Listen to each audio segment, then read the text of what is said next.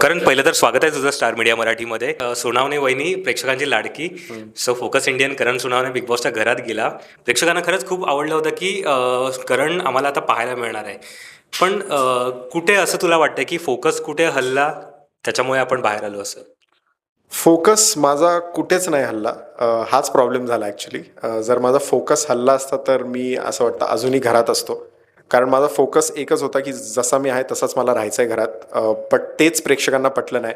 म्हणजे प्रेक्षकांना कदाचित वाटत असेल की अरे तू असा वागला पाहिजे होता, तू तसा वाईट वागला पाहिजे होता, अरे तू मुद्द्यांना खेचलं पाहिजे होतं. बट तसा मी नाही आहे. आणि माझ्या प्रेक्षकांना माहिती आहे, माझ्या फोकस्ड मंडळाला माहिती आहे की मी तसा नाही आहे आणि तेच मी तिथे दाखवत होतो. मी स्वतःहून मी जे होतो ते तिथे होतो. पण त्याच गोष्टीचा लोकांना प्रॉब्लेम होत होता की हा मुद्द्यांमध्ये का नाही पडत आहे, हा विषय का नाही खेचत आहे, हा भांडत नाही आहे. मी असा मुद्दामून भांडणारा नाही आहे, मी असा मुद्दामून काही गोष्टी खेचणारा नाही आहे. सो जे टू रिअल असतं ते खरंच टू रिअल झालं आणि लोकांना ते पटलं नाही. बट ठीक आहे, मला त्या गोष्टीचा प्रॉब्लेम नाही. मी जे होतो तेच तसाच बाहेर पडलो. माझ्या लोकांना माहिती आहे की मी काय आहे आणि तेच बघून ते खुश आहेत की जे तू केलंस ते चांगलं केलंस. रादर दॅन मी काहीतरी भलती पर्सनॅलिटी पकडायला जायचो आणि मग ते काहीतरी भलतं होऊन जायचं बाहेर. ते मी नाही करू शकत. मी फेक नाही वागू शकत. सो मी रिअल राहिलो, हाच माझा प्रॉब्लेम झाला. सो मला त्या गोष्टीचा काही प्रॉब्लेम नाही. बरं करण, तू बिग बॉस किती फॉलो करत होतास? कारण बिग बॉसच्या घरात जायचं हे तुझं आता ठरलं होतं. हो. त्याच्या आधी बिग बॉस फॉलो करत होतास का? मी एकही एपिसोड पूर्ण बघितला नाही. जे मी बघितलं ते फक्त रील्सवर बघितलंय. यूट्यूबवर पण बघितलं नाही काही बिग बॉस. कारण मला असं होतं की मला काही तयारी करून गेलो तर मग मी अगेन फेक वागेल. जे आहे ते आज जाऊन आपण बघून करू. शिवला मी भेटलेलो, शिव ठाकरेला भेटलेलो, अभिजित सावंतला भेटलेलो, प्रणित मोरेला भेटलेलो, या सर्वांना भेटलेलो आणि सगळ्यांचं एकच मत होतं की जसा तू आहे तसाच राहा, एन्जॉय कर. आणि ती गोष्ट मी खूप सिरियसली घेतली. बिकॉज असं मला वाटतं की अशा एक्सपिरियन्स लोकांकडून ती जर गोष्ट आली आहे तर त्याला मनावर घेतलं पाहिजे. बट ते जरा जरा भलतीकडे गेलं. बरं करण, तुझा गेम सुरुवातीलाच दिसला कारण रुचिताची पॉवर की घेऊन तू तुझी पॉवर ऑन केली होतीस आणि ते दिसलं होतं प्रेक्षकांना. काय सांगशील त्याबद्दल की अगोदरच ते तसं प्लॅन होता की असं आपण गेम पुढे खेळलं पाहिजे किंवा काही, आणि त्याच्यानंतर मग काय असं घडलं की दिसायला कमी झालं असं? अगेन लोकांना ते वाटतंय की तो माझा गेम प्लॅन होता आणि करणला गेम कळला आणि गेम आता करणार आहे कारण. पण असं काही नव्हतं. मी या गोष्टी माझ्या मित्रांसोबत पण करतो, अशा बेट लावतो आणि त्या हरल्यानंतर मी त्यांच्याकडून त्या गोष्टी घेतो आणि मित्र पण माझ्याकडून काहीतरी गोष्टी घेतात. सो लोकांना असं वाटतं की काय गेम खेळलाय, बट हे माझं नॉर्मल आयुष्य आहे. मी जसं आहे तसंच राहिलो तिकडे. त्याच्यानंतर हळूहळू लोकांना असं वाटायला लागलं की मी कमी दिसायला लागलो. बट जिथे काय भांडण व्हायचं, रुचिता आणि माझं पण व्हायचं, तिथे मी तिला उत्तर द्यायचो. त्या उत्तरानंतर असं व्हायचं की लोकांना, म्हणजे खूप लोक माझ्याशी भांडायला आली, राखी पण भांडायला आली माझ्याशी. बट त्यांना माझा ट्रिगर पॉईंटच भेटत नव्हता की हा कोणत्या गोष्टीवर नक्की भडकेल. त्यांचं जे भडकवणं पण होतं ना ते मला पटत नव्हतं. म्हणून माझं असं होतं की हे काय भांडण आहे, म्हणजे हे कशाला खेचताय तुम्ही, या गोष्टीला एवढं खेचायची गरज नाही आहे. बिकॉज या गोष्टीचं उत्तर इथेच आहे, पण तुम्ही चालले दुसरीकडे. ते मला पटत नव्हतं. बट मला नंतर कळून आलं की लोकांना आवडतं की या प्रश्नाचं उत्तर भेटलंच नाही पाहिजे, या प्रश्नाचा मुद्दाच झाला पाहिजे, खेचलाच पाहिजे आणि तो शेवटपर्यंत खेचा. मग ते मी नाही आहे. जसं बोललो, सॉर्टेड माणूस आहे. सॉर्टेड मला सोल्युशन्स लागतात पटकन आणि ते मी करत होतो. कारण तुझी आणि रुचिताची मैत्री खूप सुंदर दिसत होती बिग बॉसच्या घरामध्ये. आणि देन त्याच्यानंतर तुझ्यासाठी सुद्धा ती तन्वीकडे भांडली होती सुरुवातीला. नंतर असं काय झालं की 36चा आकडा तुमच्यामध्ये आणि भांडण हे ते सुरू झालंय? रुचिता, मी एक बोलेल की रुचिता बदलत चालली आहे, गेमनुसार बदलत चाललेली आहे. ती खूप स्ट्रॉंग पर्सनॅलिटी आहे, ती खूप स्ट्रॉंग गेम खेळू शकते. बट जर तिने स्वतःला खूप जास्त बदललं ना तर मला असं वाटतं की तो तिच्यासाठी प्रॉब्लेम होऊ शकतो या घरात, जो मला झालाय. कारण ती चांगल्या दिशेला चालली आहे आणि चांगल्या दिशेला या घरात जाणं हे खूप चुकीचं असतं, मला हे कळलंय. सो आय होप की तिला तो गेम कळला पाहिजे. आणि प्रॉब्लेम हा आहे की विशाल तिच्या मागे आणि विशाल तिला कंट्रोल करतोय. सो हा तिच्यासाठी खूप मोठा प्रॉब्लेम असू शकतो, बिकॉज ती तिचं डोकं लावते बट कमी लावते. सो हे जरा प्रॉब्लेमॅटिक होऊ शकतं. बट तन्वी पण तसंच आहे. तन्वी जे आत्ता दिसून येते, तन्वीला सगळे बोलतात स्ट्रॉंग कंटेंडर आहे, ज्या गोष्टी आहेत ह्या तुम्हाला हे माहिती नाही, हे राखीमुळे होत आहे. नाहीतर तन्वीचा काही गेम नाही. बरं, प्रतापराव आणि विश्वासराव चांगला एंटरटेन करत होता तुम्ही बिग बॉसच्या घरात. दोघंही बाहेर आलात. वाटलं होतं का की दोघांची एक्झिट एकत्रच होईल? आयुषची एक्झिट आम्हाला कन्फर्म माहिती होती होणार आहे, बिकॉज त्याचे प्रॉब्लेम्समुळे. सचिनजींची पण एक्झिट आम्हाला दिसून येत होती की कदाचित होणार आहे, बिकॉज त्यांनाच मी प्रोत्साहन दिलं आहे, मी आणि प्राजक्तांनी. त्यांचा गेम आम्ही जरा अप केलेला आहे. सो हे जर लोकांना दिसतंय, जे भाऊ पण बोललेले की तुम्ही त्यांना प्रोत्साहन देताय पण तुमचा गेम कमी दिसतोय. सो माझं एकच मत होतं की आम्ही दिसतोय.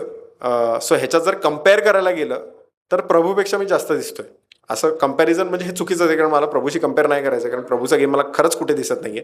बट नॉमिनेशनमध्ये आता जर प्रभू आहे तर प्रभूपेक्षा मी जास्त दिसतोय. आणि जर तुम्ही याच व्यक्तीला काढतायत तर मला माहीत नाही काय गेम चालू आहे. आणि त्या बाबतीत मी काय फाईट पण नाही करणार की हे चुकीचं आहे किंवा हे असं आहे. जो डिसिजन घेतला हा त्यांचा डिसिजन आहे, पण मला असं वाटतं हा चुकीचा डिसिजन आहे माझ्या मते, कारण या घरात मतं मांडणंच मोठी गोष्ट आहे. आणि ते मत मी मांडतोय की मला असं वाटतं हे चुकीचा डिसिजन होतं त्यांच्याप्रमाणे. बट ठीक आहे, आता काय करू नाही शकत. बरं करण, तुझी आणि प्राजक्ताची मैत्री खूप सुंदर होती आणि मैत्रीतलं प्रेमसुद्धा दिसत होतं. सो काय सांगशील की नक्की नातं काय आहे? कारण प्रेक्षकांना दिसताना ते वेगळंच दिसतंय आणि तूही आता बाहेर आल्यावरती बघितलं असेल एपिसोड. सो काय सांगशील त्याबद्दल? सुंदर होती आणि आहे अजूनही, आणि ती राहणार. जे मी बघितलंय बाहेर ते खूपच भलतीकडे घेऊन चाललेलं आहे आणि मी तर खूप एन्जॉय करतोय ते, कारण तुम्हाला जसं दाखवलं जातंय आणि मला त्या गोष्टीवर हसायला येते की तुम्ही त्या गोष्टीवर विश्वास करताय, हे मला खूप हसायला येतं. सो मी जास्त काही बोलणार नाही, बिकॉज अगेन प्राजक्ताचं मत पण ह्याच्यात असणं गरजेचं आहे. सो जेव्हा ती कधी बाहेर येईल जिंकून, त्यावेळी मी आणि ती आम्ही दोघे एकत्र सर्वांना सांगू आमचं काय नातं आहे. आणि मला वाटतं तसंच राहिलं पाहिजे, बिकॉज ऑफकोर्स ती एक स्त्री आहे. तिच्या नावाला किंवा तिच्या गेमला किंवा इन जनरल पण मला तिला आता काय म्हणायचं नाही असं की मी काय बोलल्यामुळे तिच्या इमेजला किंवा तिच्या कोणत्या गोष्टीला त्रास होईल. सो ती जेव्हा बाहेर येईल तेव्हा ऑफकोर्स आम्ही दोघे येऊन त्या नात्याबद्दल सांगू. बरं, मॉर्निंग झाली की आम्हाला पहिला स्विमिंग पूल दिसतो आणि करण दिसतो तिकडे. आता सगळ्यात जास्त ते मिस करणार आहेस? मी ॲक्च्युली पूर्ण घर जास्त मिस करणार आहे. म्हणजे शेवटी निघताना पण मी पूर्ण घरात धावत सगळीकडे जात होतो, मी सगळ्या गोष्टी बघत होतो की हे नजरेत मला राहिल्या पाहिजे. सो ऑफकोर्स स्विमिंग पूल मिस करणार आहे, सकाळी उठणं मिस करणार आहे. म्हणजे अजूनही मला असं होतं की मला नॉर्मल गोष्टी बोलायला नाही आवडते, मला असं प्लॉटिंग जे ॲनालाइज करायला ते आवडायचं ते मला करावं असं वाटतंय. पण हळूहळू ऑफकोर्स चेंज होईल गोष्टी. But yes, I do miss the big boss house. But hopefully काय माहीत नाही, कदाचित परत एंट्री पण होईल. कारण तू बिग बॉसच्या घरात राहून आलायस. काही मी सदस्यांची नावं सांगतो, ते कसे आहेत ते तुला सांगायचे. दीपालीताई, दीपालीताई गोंधळलेली. Rakesh Bapat, Rakesh Bapat fake person but great actor. Tanvi, Tanvi fake person, not great actor. Prabhu, Prabhu no game. Prajakta, Prem.